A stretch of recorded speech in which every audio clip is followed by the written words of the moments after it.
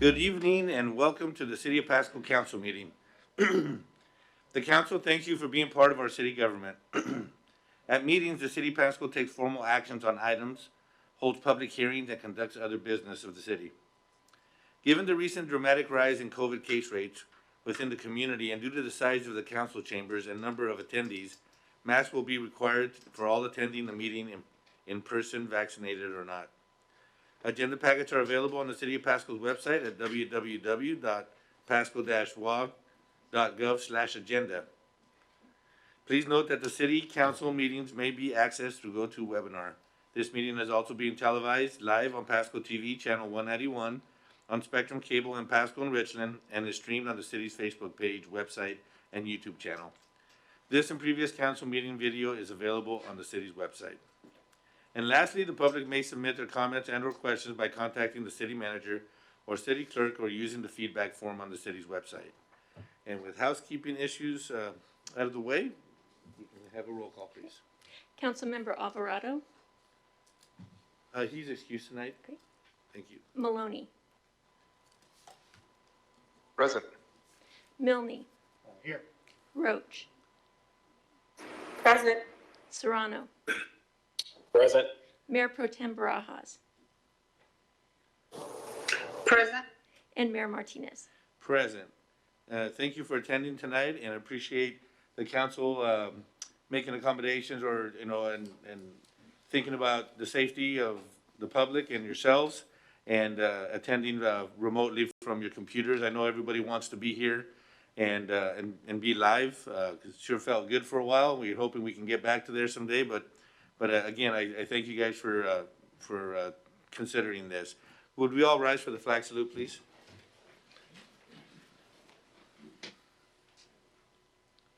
I pledge allegiance to the flag of the United States of America and to the republic for which it stands, one nation, under God, indivisible, with liberty and justice for all. Thank you for that.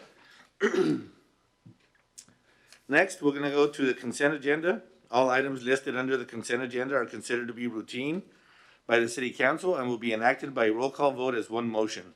There will be no separate discussion of these items. If further discussion is desired by council members or the public, the item may be removed from the consent agenda to the regular agenda and considered separately. First on the consent agenda is the approval of the meeting minutes, to approve the meeting minutes of Pasco City Council meeting held on July 19th, 2021, and the workshop held on July 26th, 2021. Next, we have bills and communications to approve claims in the total amount of $3,818,203.49. And also $858,332.96 and electronic transfer notes. And next on the agenda, we have a resolution amendment number 3 to professional services agreement for the West Pasco Water Treatment Plant Expansion Phase 1 with RH2 Engineering.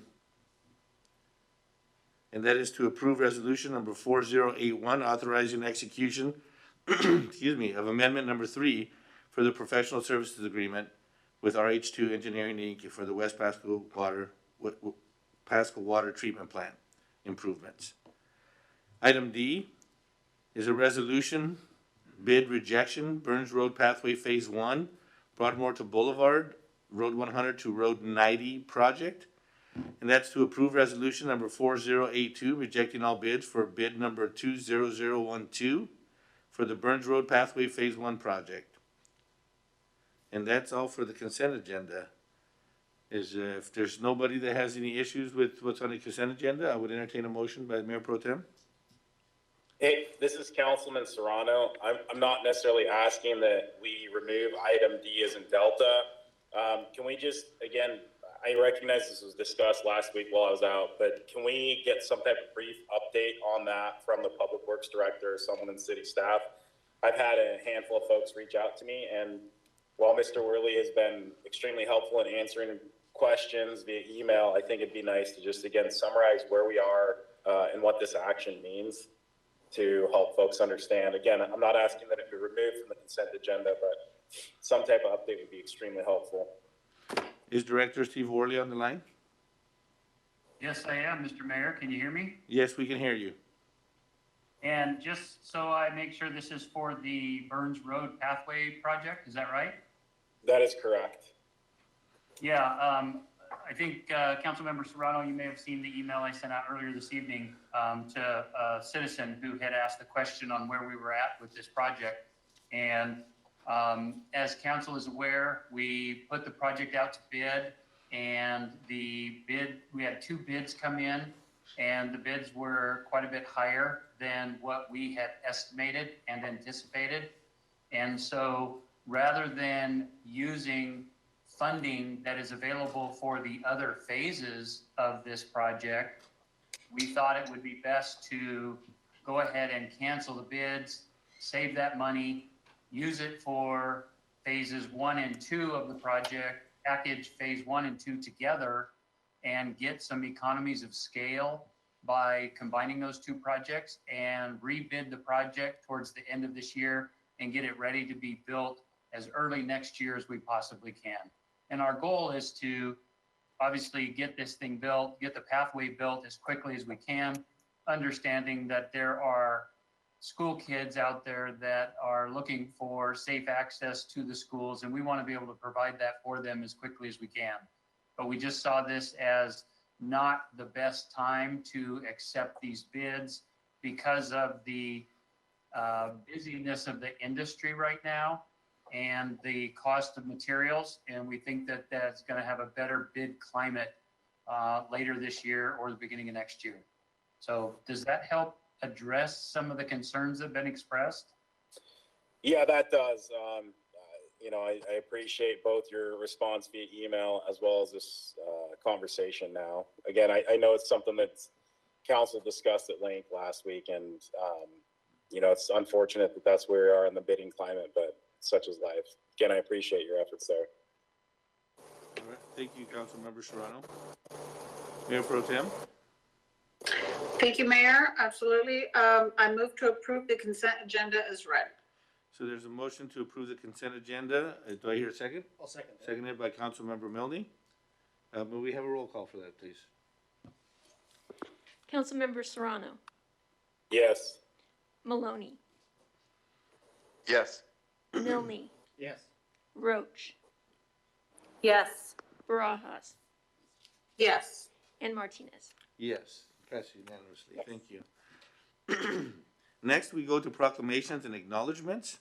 And I had something I was gonna say for miscellaneous, but I think this is worthy of acknowledging now. Manager Zabel, I'm gonna go ahead and mention it now. So I got an email and a letter from the Department of Ecology, and usually that's not a very good one. But in this case, I was really, really happy and proud of our city staff and those that work in our wastewater treatment plant. I think it's worthy of reading this letter so that everyone could hear. So I'm going to share this with you tonight. It says, Dear Mayor Martinez, congratulations. The Pasco Wastewater Treatment Plant is receiving the 2020 Wastewater Treatment Plant Outstanding Performance Award. Of approximately 300 wastewater treatment plants statewide, the city of Pasco is one of 125 that achieved full compliance with its National Pollutant Discharge Elimination System permit in 2020. My staff evaluated wastewater treatment plants in Washington for compliance with the effluent limits, monitoring and reporting requirements, spill prevention planning, pre-treatment, and overall operational demands of the NPDES permit. This is the 7th consecutive year that the Pasco Wastewater Treatment Plant received this award. Your excellent record is a credit to the dedicated operators who are responsible for running this award-winning plant. It takes diligent operators and a strong management team working effectively together to achieve this high level of compliance. It is not easy to operate a wastewater treatment plant 24 hours a day, 365 days a year without violations. Operators faced unprecedented challenges in 2020 and used impressive creativity and shared expertise to manage wipes, gloves, and masks, clogging pipes and pumps, and numerous other challenges. Ecology appreciates the extraordinary level of effort your plant operators demonstrated throughout 2020. Talented and proficient operators are critical to successful plant operations and protecting the health of Washington's waters. We will announce the 2020 award recipient, including the Pasco wastewater treatment plant, in the coming weeks. And I got to tell you, I was so pleased to see this, and to be able to accomplish this 7 years in a row is quite a feat. And I wish it was more appropriate, and this place was full of people, so we can have a standing ovation and applaud this staff and the operators who run our plant, and especially during this unprecedented time of COVID, just to do the work and the dedication that you guys have expressed throughout this whole ordeal. I just want to say thank you from the bottom of my heart, and I believe it's from the citizens of Pasco for the good work that these operators and staff have performed in this area, and it's just something that is pretty outstanding. So with that, I want to congratulate the management. I want to congratulate every one of the operators, and I wish you were here so we can shake hands and see you face to face. But with that, I just want to make sure that you guys were acknowledged for this great effort that has been accomplished. City Manager Dave Zabel, you have anything you want to share? I would just add that we have a very complex wastewater treatment plant with a high degree of flow and loading to the plant. And as council's aware, we've been working on upgrading technology at that plant, or in the process of upgrading capacity at that plant. And I think it's a real tribute that given the age of the plant and what they've been doing, particularly in the previous years, they do have at least better control system now. It's really quite a feat that they've been able to pull this off 7 years consecutively. Yep. They're under a lot of pressure from the amount of growth the city's experienced over the last 10 to 20 years. Well, that's wonderful, and Yeah. thank you so much, City Manager Dave Zabel. And I just hope that we can continue this exemplary performance that we have here, and to keep servicing our citizens of Pasco in this area. And hopefully, we can do this in many other areas throughout our city. Anybody have any comments they'd like to share? Any council comments? If not, then we will move right along to item number 6. We have a section for visitors other than agenda items. This item is provided to allow citizens the opportunity to bring items to the attention of the city council or to express an opinion on an issue. Its purpose is not to provide a venue for debate or for the posing of questions with the expectations of an immediate response. Some questions require consideration by council over time, and after a deliberative process with input from a number of different sources, some questions are best directed to staff members who have access to specific information. Citizens' comments will normally be limited to 3 minutes, each by the mayor. Those with lengthy messages are invited to summarize their comments and or submit written information for consideration by the council outside of formal meetings. So with that, is there anybody in the audience that would like to share 3 minutes of an issue that's not on the agenda item? Okay, we have one over here. Come to the podium, please. And if you would like, you can state your name and address for the record. Hi, for the record, my name is Maria Valdez. I'm his resident in Pasco. I don't feel comfortable saying my address, if that's okay. That's fine. So my case is not on the agenda. I would just like to talk about protocols for code enforcement. At this time, I'm kind of dealing back and forth with them. I understand this is my opportunity to just kind of speak on it. It's nothing set in stone. But I feel as if Troy, which is like the manager of my understanding, is the lawyer, the judge, and the jury. What are the steps or actions that us as a community can take to kind of get information, especially with codes? There's no like book anywhere that I can rent at the library. Tell me about different codes and violations and things like that. So how does the public get that information? Okay. And I think it would be best being answered by Mr. Director White. Can you help out with that? Yes, I can, Mr. Mayor. Thank you. Without knowing exactly what you're after, Ms. Valdez, I think simply by asking, you'll be able to be provided that information. It be specific as possible, please, and I'm sure you'll get a satisfactory answer. And these information, it's also on our website, isn't that correct? Director White? Well, again, Mr. Mayor, without knowing more about what you're asking, and maybe I can get with you as soon as you, or when we continue the meeting, but I can probably provide more specific information about where you need to go. Definitely, and as regards to zoning, is that also something provided on the website? Because I have recorded message from Troy himself from today saying that it's my specific property is 804 South 4th Avenue here in Pasco. And that's just my conflict right now with the city, that I'm trying to keep my home. And at this point, it's just one of those. So I know I do have a hearing on the 5th, but I did want to bring it to your attention that I don't feel like I'm being heard.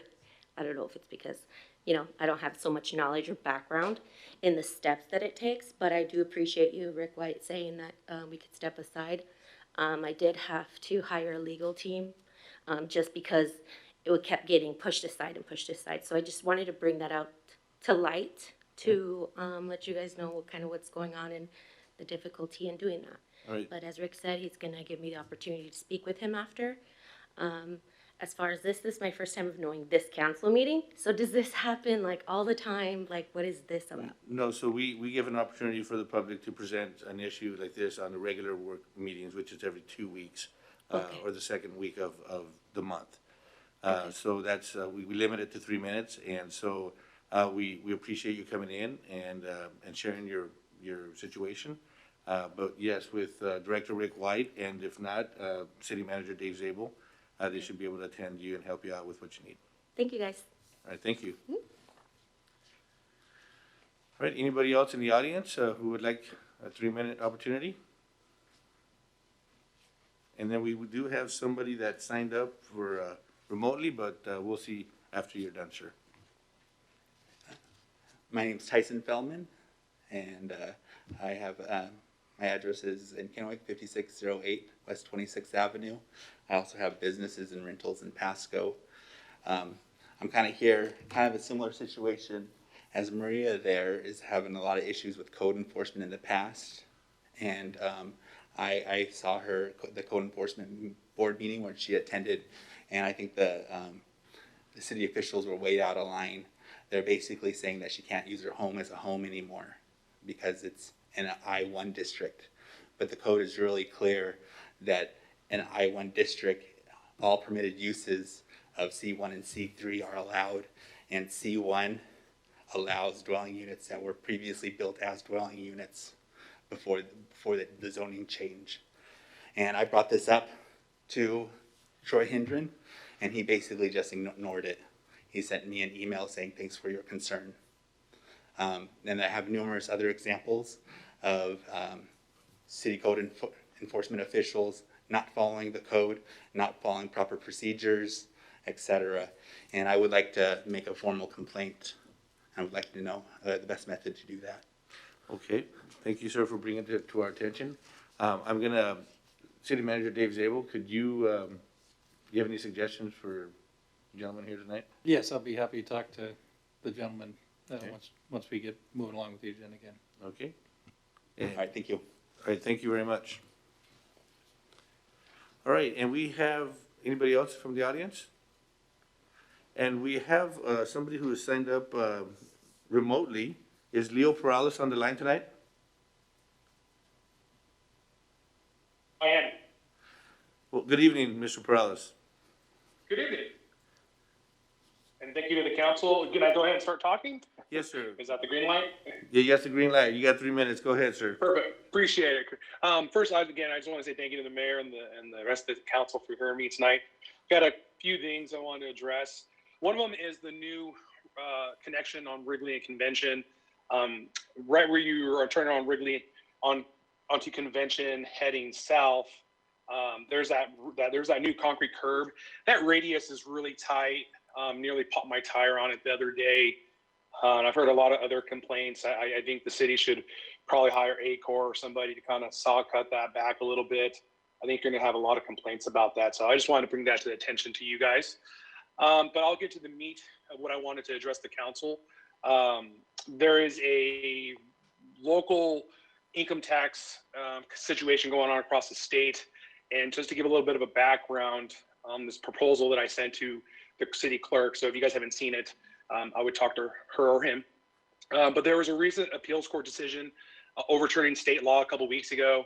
It was a law that stood for almost 30 years, and it was pretty much upended and ruled unconstitutional, banning income tax, any form of income tax in the state. So it's essentially given the cities the tax authority to impose a local flat tax, which myself and many residents are concerned about, and we don't want to see that here in the city of Pasco. So I just think it's prudent that the city of Pasco and the council declare that any sort of local income tax be prohibited in our city. And I think I can speak for everybody. As individuals, we're taxed enough already, and we don't need these type of liberal policies. I think eroding our robust economic development that we've seen here in the area. I mean, just recently, we have the Reesers coming in and putting in a new plant in, Dairy Gold, the new casino, and it's just not a good fit for the community. And so I think the city council and the city needs to send a strong message to the residents and the business community. And that's why I submitted the model policy that many cities have used across the state. Tonight, Yakima and Union Gap are voting to ban a local income tax. You have the city of Spokane, Granger, Battleground, a couple other cities already do this. And so I'm not trying to force you guys to do anything, but I just think I wanted to bring it to your attention. And I think it's something that we need to address here and now. I mean, this is a today issue. And so I'll leave it at that. And again, you guys have the model policy that I crafted and sent to you guys. If you guys have any concerns, you can reach me at 509-551-8496 if you want to talk about it more. And then for the record, I live at 3902 Charleston Lane, Pasco, Washington. Again, I'll go ahead and yield my time. Thank you, Mayor, and appreciate everyone hearing me out tonight. All right. Thank you very much, Mr. Perales. Appreciate it, and we'll take that into consideration. All right, anyone else? One last call for public input. All right, perfect, thank you. And we'll go on to next on the agenda items. We have verbal reports from council members. Any council member have anything they'd like to share and report for this week? Councilmember Milne. Yes, thank you, Mayor. Last week I did attend a COPA meeting, and just to let you know that I am finishing up with Multi-Clubs grant for the rehabilitation center, the equipment, and got everything basically done and submitted. So hopefully that'll strengthen our bond between Pasco and Colima. So a lot of work to put those grants together, but a lot of fun too. Thank you so much, Councilmember Milne. Anybody else? Good evening, Mayor. This is Councilmember Roach, and we had our Visit Tri-Cities meeting last week on Wednesday. And just to brief the council, there is a new membership model that Visit Tri-Cities has rolled out, and it is to focus on tourism business. The previous model they had was to just allow membership of any local business in Tri-Cities, which deterred from their mission. So they have, wanted to come back in alignment with their mission and focus on businesses that promote tourism, but also that have been mostly impacted by the pandemic. So this allows them to do that. There's been a little bit of pushback to those businesses that have had long-standing memberships and are not that pleased about it, but I think overall it does support what they have envisioned for Visit Tri-Cities and for their mission. So just wanted to give you that update. And this year is going to be a kind of a big year for Visit Tri-Cities. Next month there is a strategic planning retreat, so we'll be planning the vision for the next several years. And that's all I have. Nice. Well, thank you, Councilwoman Roach. Anybody else? All right, if not, then we'll move right along to the next on our agenda, and it's the General Fund Monthly Report. Is Director Richa on the line? Yes, can you hear me? Good Mr. evening. Mayor? Good evening, Director Richa. How you doing? Good, how are you? Good evening, Mayor and Council. The report in front of you, the general fund report, nothing new to report there other than the fact that you are seeing the $8.7 million that we received from the federal government in form of the ARPA funds. And as a reminder, we will be receiving the other half of the $17.4 million sometime within the next 12 months. My estimate is probably by March or April of next year. And you'll also see some variances in our estimated expenses, and all of those variances are related to our activities regarding vaccination site and our testing site. Those numbers I do anticipate will change over the year as we expand or contract our activities in the testing site, depending on the need of the community. And furthermore, you will see a little bit more information on the other pages that are contracts and donations for the city. On the donation side, you will see a significant amount of infrastructure donation that we've not really reported to council in this form. In the past, usually you would see it come via Public Works at the end of the year. And so we will start including those infrastructure donations in the report. And just to let council know, these are donations that happen once a project has been completed, like a subdivision, and the streets and the infrastructure within those subdivisions are donated to the city. So those are the donations that have been included.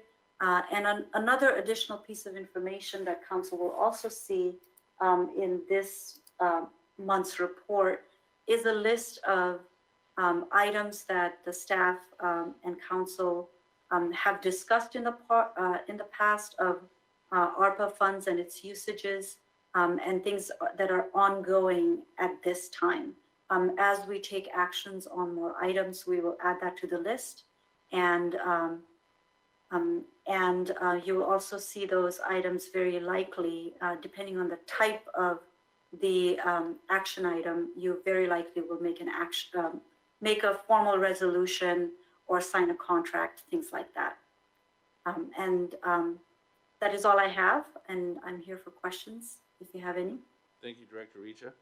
Council, any questions or comments? Yes, Councilmember Maloney. Yes, Councilmember Maloney. Thank you, Mayor Martinez.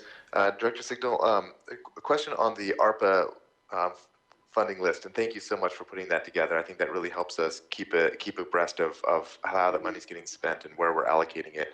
Obviously, we're all eager to get as much, allocated to where it needs to go as quickly as possible. Yeah. Also, some of these things just simply take time to get right, and that's essential. Is this a good opportunity to maybe get a quick, some of those terminologies and some of those positions I think we've talked about a little bit before, but I'm not sure that we were, that I fully understand the scope of that. Would this be an opportunity or the opportunity to talk about these, those projects, or what would be the right protocol and forum for that? Oh, absolutely. If you have any questions regarding anything that is on the list, I would be more than happy to answer any questions.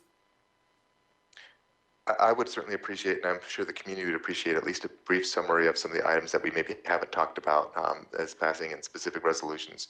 Obviously, the downtown business assistance or the business assistance and some of that such, we talked at length, or the utility assistance, we've already talked at length in council meetings. But some of the other stuff, maybe just a quick, brief overview to remind us, and then also to inform the community. But I think would be valuable. One of the, so we've talked about utility assistance and business assistance, and our city manager, Zabel, will have a update on those two big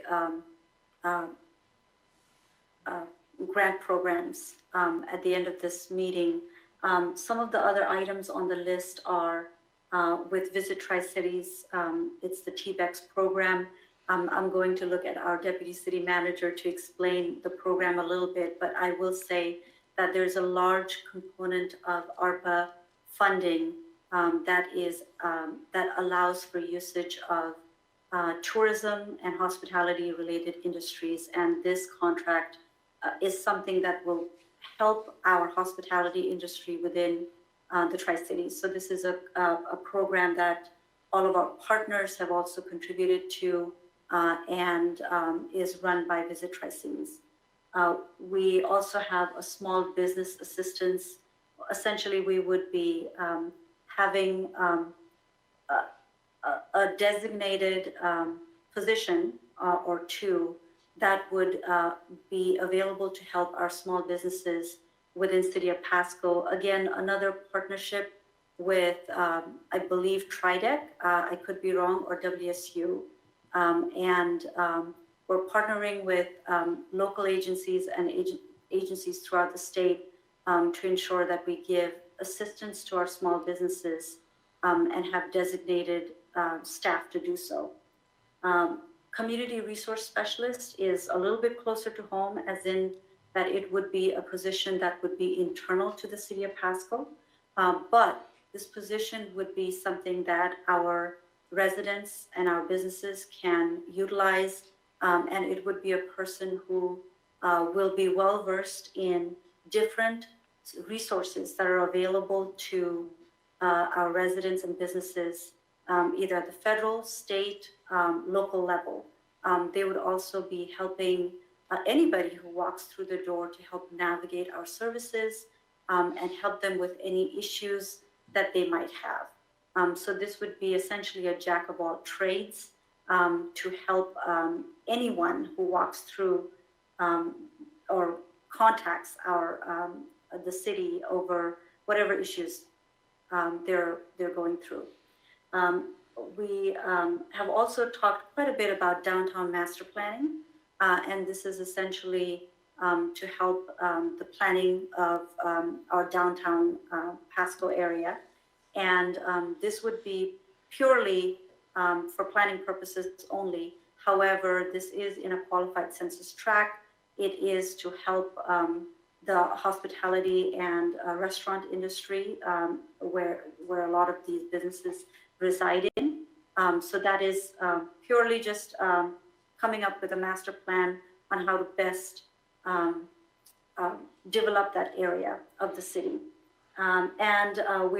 We talked about utility assistance, and you'll see quite a few of those, Frampton PUD and City of Pasco. And we also contacted Big Bend Electric at council's request. And we wanted to just kind of let you know that there was minimal interest in that area. So we added that as a list as something that is completed at this time. And that you can be rest assured that we explored that avenue. All right. Great. I really appreciate you taking the time to talk through that for us and just kind of remind us what each of those items are and kind of where we're going with some of those. Obviously, we're eager to allocate the rest of it. I know that we've had our initial brainstorming conversation, and of course, I'll be very interested in see what's coming next. Obviously, there's quite a bit more funds that we want to get out to the community to help people and get us to the next step. But it sounds like some of these will have some long-lasting impacts as well as some immediate impacts. So I'm excited to see some of these priorities start to move forward. Thank you. You can be rest assured that this is just the top part of a very long list. And we are working through all of the other ideas and trying to really interpret the guidance and the bill to make sure that we are utilizing the funds in the best way possible, and that we're not restricting ourselves in places where we don't have to, which kind of takes a little bit of a time to figure all of that out. And we're also reaching out to essentially everyone and anyone, and just seeing how other people are doing things, what their thought process is, and see if that can be replicated here. Great, thank you. Yeah, I expect that as we start moving forward and some of the funds start getting, more of the funds get into people's hands, that we'll have a tracking as to what the expenditure's been. Obviously, we know that some of these we may have under allocated for or potentially over allocated for, and we'll just have to see how those pan out. So in the future, in the next couple of months, will we be seeing that kind of expenditure rate as these programs, some of these, like for example, the grant programs roll out? Yes, I will be adding another column right next to the allocated amount and having an actual amount every month. Great, thank you so very much. That's all the questions I had. Thank you, Councilmember Maloney. Anybody else? Thank you for that, Director Richa, and that information, and moving right along to section number 8 of the agenda. It's hearing and council actions on ordinances and resolutions relating thereto, none listed. And we'll go to number 9, ordinances and resolutions not related to hearings. And first, we have the resolution professional services agreement with RH2 Engineering, process water reuse facility, pretreatment improvements, phase 2 winter storage. Director Worley, I know we discussed this last week, but would you like to just kind of give us a little reminder and kind of just run through it real quick? You bet. Good evening, Mayor, members of council. As you may recall, we have a current contract with RH2 Engineering to do some work for us out at the reuse facility. It is to do some pre-treatment improvements. We recently came to council for phase 1 of the pre-treatment improvement project, and that was to install or design a potable water line up to the reuse facility to help with future pre-treatment expansion, and also to increase the electrical supply to the reuse facility, all of which is kind of a precursor to future improvements up there. This second phase that we're talking about is to increase the winter storage capacity at the reuse facility.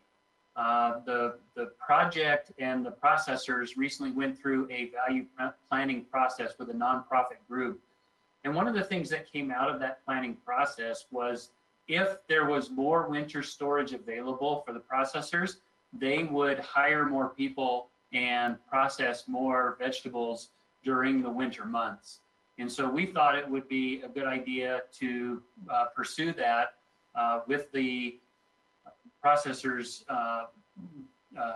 guidance.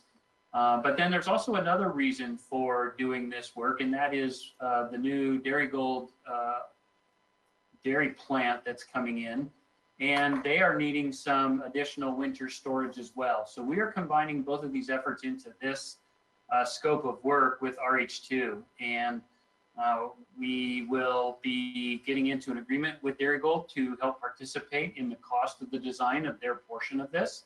They have agreed verbally to that already. And so with all of this, we are looking for council approval to move ahead with the design of this additional storage. And I'd be happy to answer any questions. Thank you, Director Worley. Any questions or comments from council?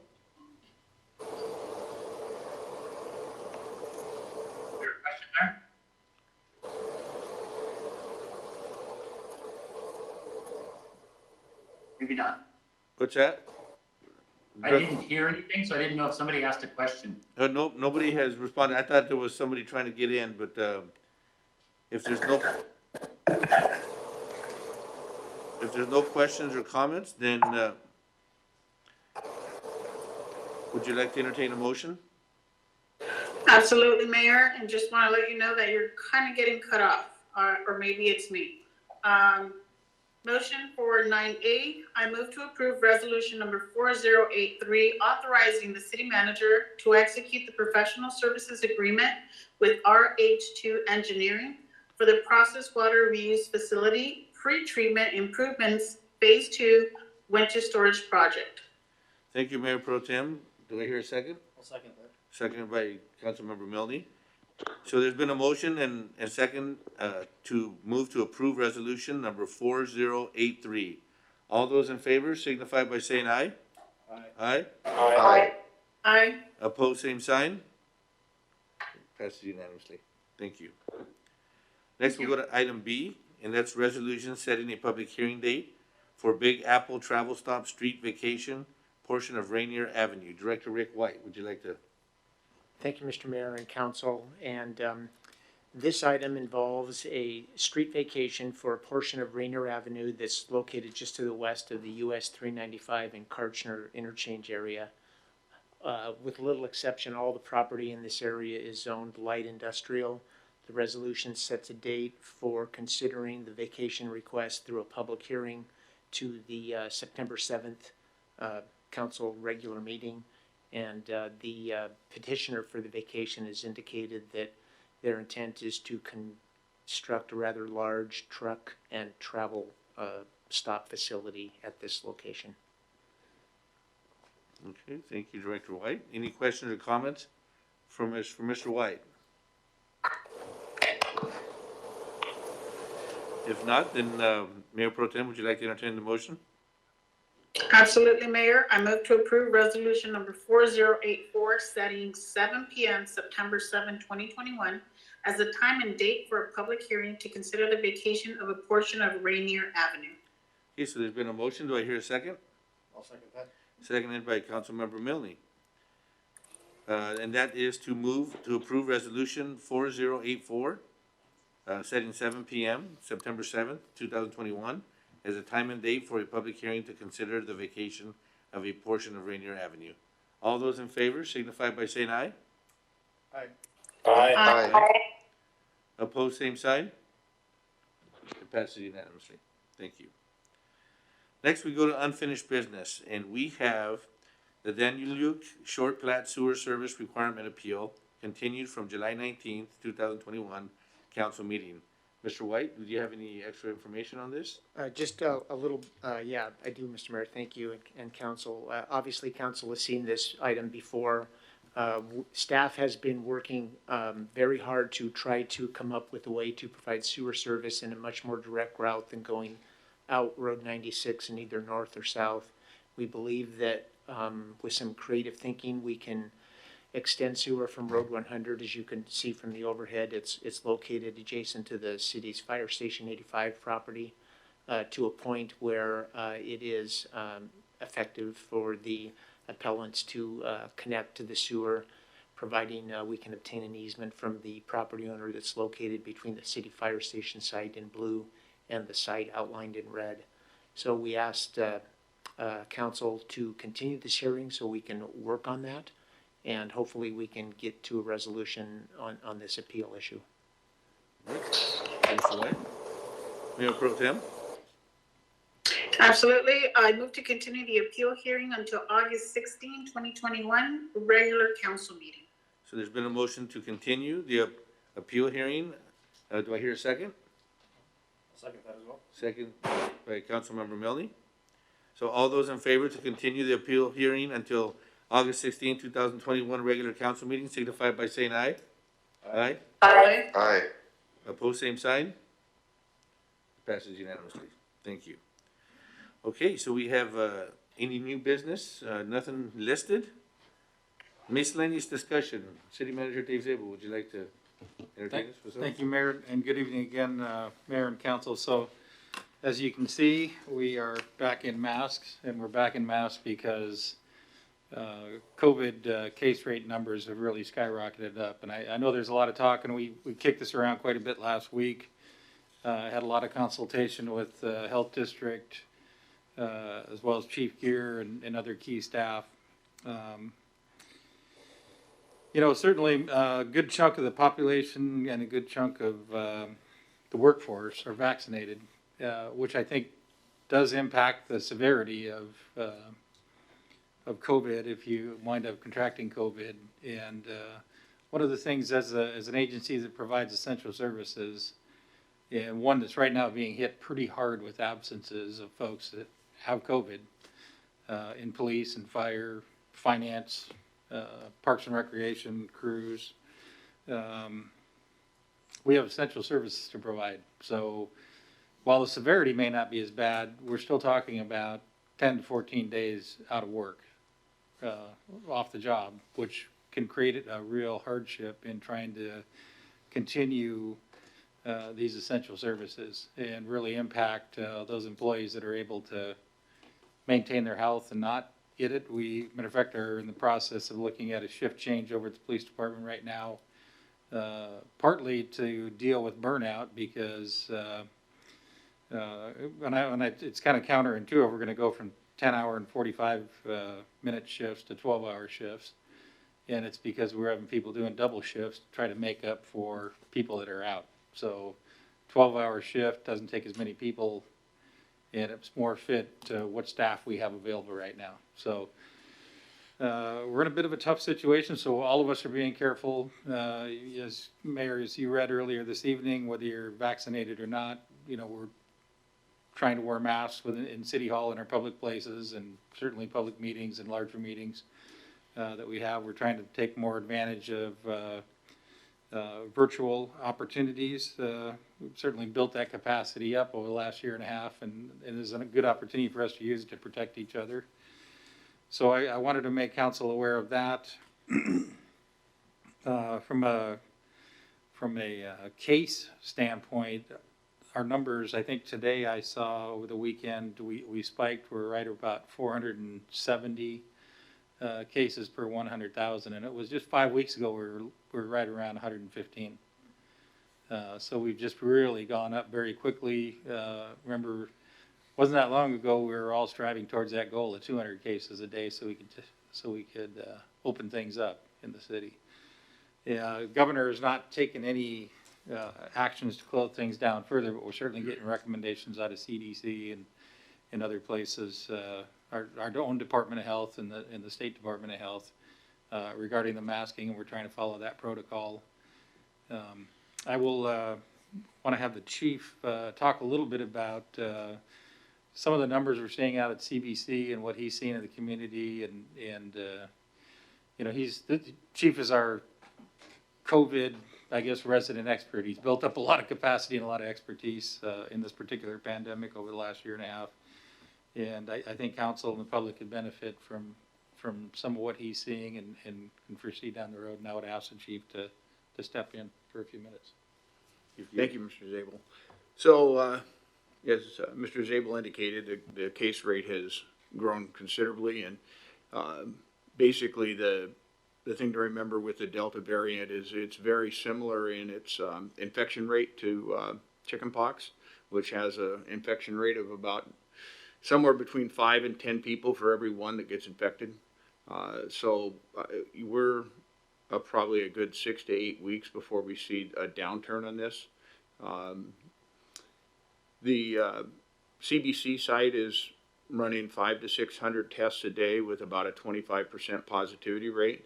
I worked there last Friday afternoon because they got way behind. We had a lot of technical difficulties with iPads and the temperature, so they got behind. So a few of us went out and opened up a third lane and tried to get stuff processed through because we were backing cars up into the off-ramp, and DOT doesn't like that. So we got that straightened up. They're doing a little better, and we're doing some internet improvements today. The good news for the fire department is we only have 11 people left out of almost 90 that either have not had COVID or have not been vaccinated. So we're approaching herd immunity. We have had a number of people that were vaccinated that tested positive for COVID, but fortunately those people tend to come back to work fairly quickly as compared to the ones that chose not to get vaccinated and had positive COVID. We have at least one individual that has their second case, an unvaccinated firefighter that's just tested positive again yesterday, and this will be the second time since the start for him. The other thing that we're, as a community, that we're really struggling with, Saturday night we got in a position where the hospital started refusing patients, and we had to scramble to figure out what to do with them, where to transport them to. Pasco alone's probably doing 3 to 5 very sick COVID positive transports a day in a 24-hour period, which is right up there with the highest numbers we've seen. We're at a point where, for us anyway, Lourdes has been very good to work with, and they are receiving patients, but people are waiting 4 or 5 hours in the hallway before they're being seen. So it has put a tremendous load on all 3 hospitals. There isn't anywhere to send people. We've talked to Walla Walla, Spokane. I'm not sure where they're transferring their real sick patients out of the hospitals to. And we're keeping our fingers crossed that we're still able to take people to the hospital and not have them sit in the ambulance, which is one of the alternatives that a neighboring city was told Saturday night. You're going to hold them for 4 hours in your ambulance before you can bring them in, which wasn't acceptable. And we got that resolved late Saturday night. So, yeah, I guess more to come on it. That's the, I hate to be the Debbie Downer of COVID, but that's apparently my life now with the whole COVID thing. So, I don't, if there's any questions from council. Any questions or comments from council? Yes, Councilmember Maloney. Yes, Councilmember Maloney. Thank you, Mayor Martinez. Chief, I know one of the available options for the ARPA funding is to provide hazard pay and such for those who are very much at risk. I know we're dealing with some staffing shortages, and I know that in some cases, and I know that we're struggling. Hospitals are certainly struggling with that as well. If there's something that we can do to help make sure that people are able to work, and maybe people that if there's somebody that might be retired that we could bring back and incentivize to come back, things that we might be able to do to help alleviate the burden on our first responders and workers, I'd certainly be interested in hearing a conversation. So if there's anything creative that we can do to help, please. I know I would be, and I'm sure the rest of council would be interested in how can we help. Thank you. Thank you. Thank you, Councilmember Maloney. Chief Gear, so is there any future plans to open up a third lane or more lanes? And the reason I bring that up is because I know several people, if you haven't noticed the CBC site, there were long lines all week. Many people did not go because they weren't going to wait in line, especially in the hot weather. And basically that's delaying those who have it, could be positive in spreading the virus even more. I don't know at what point we would need to really, I guess that's the question I'm asking, at what point do we have to really look into expanding those lines? We are. We started that last week, and we had 4 additional people. For just so you understand the staffing, the supervision at the site are typically are some retired firefighter captains that work shifts there, do this main supervision of the site and the coordination and making sure they have the supplies. The workers at the site are currently being supplied by the health district. They're hiring them through a temp agency, and they are employees of Benton Franklin Health. We brought on 4 additional staff today, and they were training with the intent when what we're trying to get to is when they'll be closed, as you know, on Wednesday, Thursdays. Because they don't have enough staff to run 7 days yet. But when they reopen Friday, they will reopen with a 4th lane. And we'll reopen with some newer IS technology that should eliminate some of the dropping the signal, which is, that's what happened a lot on Friday. It got so hot, the iPads were overheating, we were losing registrations, losing signal, and it really slowed the thing down Friday afternoon. So we tried to, we're taking some steps to do that. So yes, we are getting more people, and the plan currently is to open Friday with 3 lanes. Perfect. Thank you, Chief Gear. And I would just like to encourage the community, here in our area, in Franklin County, there was a reluctancy, for whatever reason, many reasons, to get vaccinated. And unfortunately, it seems like we're now seeing the repercussions of that. I'm not going to encourage anybody either way. What I do want to encourage people to do, though, is to go into the Benton Franklin Health District, get informed. Whatever it is that if you're uncertain about something, go and ask the questions. And if nothing else, please just be considerate of others. In a lot of our workplaces, they're requiring for us to wear masks wherever we go, as long as we're within 6 feet of somebody. But I just want to encourage the community to be considerate, respect, keep that respect for others open, and let's just work real hard to. It was really quick how we're trying to get back to normal as much as possible, but the only way to continue that is just to be considerate and really think about your activities and what we do when we're with other people. Because this one seems to be, what scares me more than anything now is that there's no more rooms. As Chief Gear has indicated, in the hospitals, there's a very limited room. And at the Hanford site, we've lost, there's been quite a few people that have lost their lives due to the sickness for whatever complications they had. So with that, I just want to encourage everybody to be vigilant. Let's just take care of each other. Let's show our Pasco pride and just continue to be the community that we can be to improve our quality of life. City Manager Dave Zabel. Great, thank you, Mayor. Just a couple more things. And I guess just to close that up, it's definitely a step back, but we've come a long ways. We lost a little ground, but we've gained a lot of ground to get where we're at. And, if we all need to sacrifice, to your point, a little bit to regain that ground and move forward, then that's what we're going to do. So with that, I wanted to mention the Community Assistance Program. So Council recalls, and Director Sigdal mentioned earlier tonight, we have the Utility Assistance Program. Staff has been working very hard with Pasco Chamber of Commerce to get that program up to speed. Small Business Support Program. Let me touch on that one first. With the Chamber of Commerce to get that one up to speed. There was a lot to it.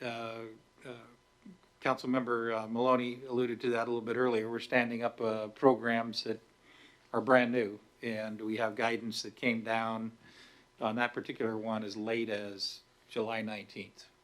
So we're moving forward as fast as we can, trying to do things simultaneously and not just sitting on our hands waiting for all the information to get here. We're trying to stay ahead of the game a bit. So we'll be accepting applications for that. Looks like August 16th. That'll be through the Pasco Chamber of Commerce as our kind of third party to assist us in that. And then the Utility Assistance Program, we're able to get that one out a little bit sooner. The guidance on that was, much more clear and came a little bit earlier.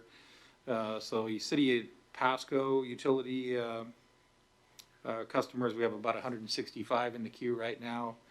PUD was with about 107, and those amounts are being processed right now. So we're partnering with Franklin PUD, obviously, on that one.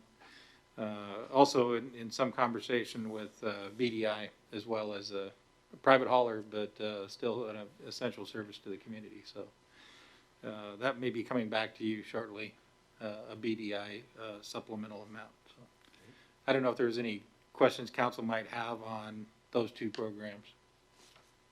Any questions, council? Okay, and then last but not least, so yeah, I think there's some confusion with this step back from a COVID standpoint, but National Night Out is still on.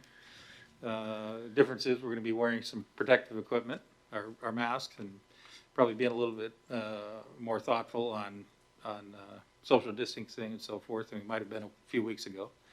The one change that was made, and it really wasn't COVID related, the Family Fun and Safety Night, which was scheduled tomorrow as well, is postponed until August 30th, and that's really due to the smoke. We had an emergency L&I order come out today regarding prolonged employee exposure when the index for air quality is really high, and so we can't have that event tomorrow evening, given the numbers we're seeing today.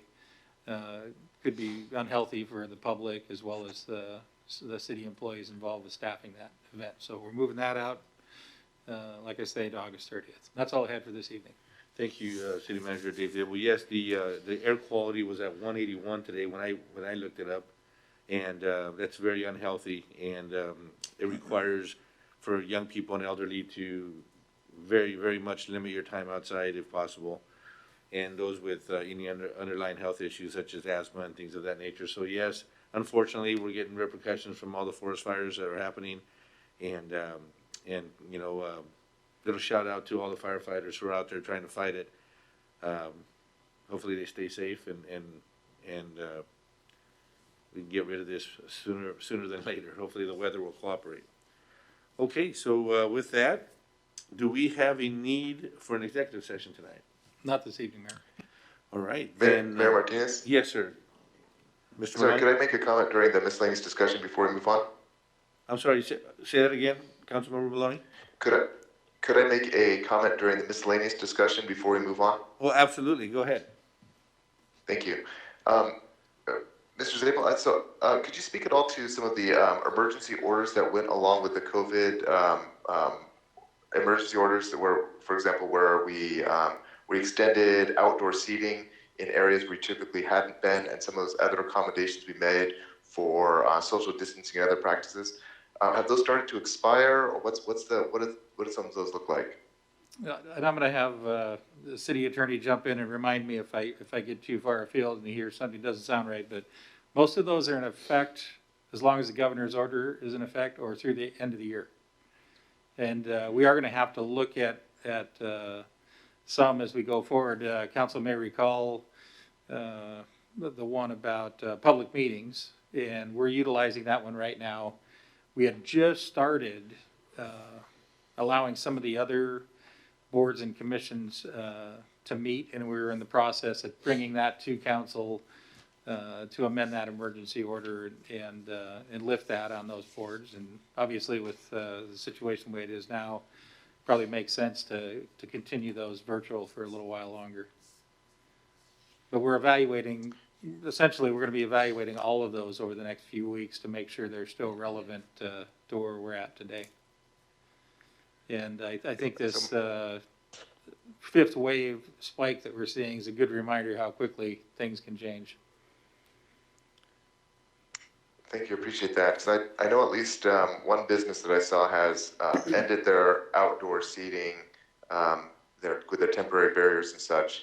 And certainly if that's something that's something that's within our control, certainly I'd want to see if we can have a good discussion about whether or not we want to continue that or such.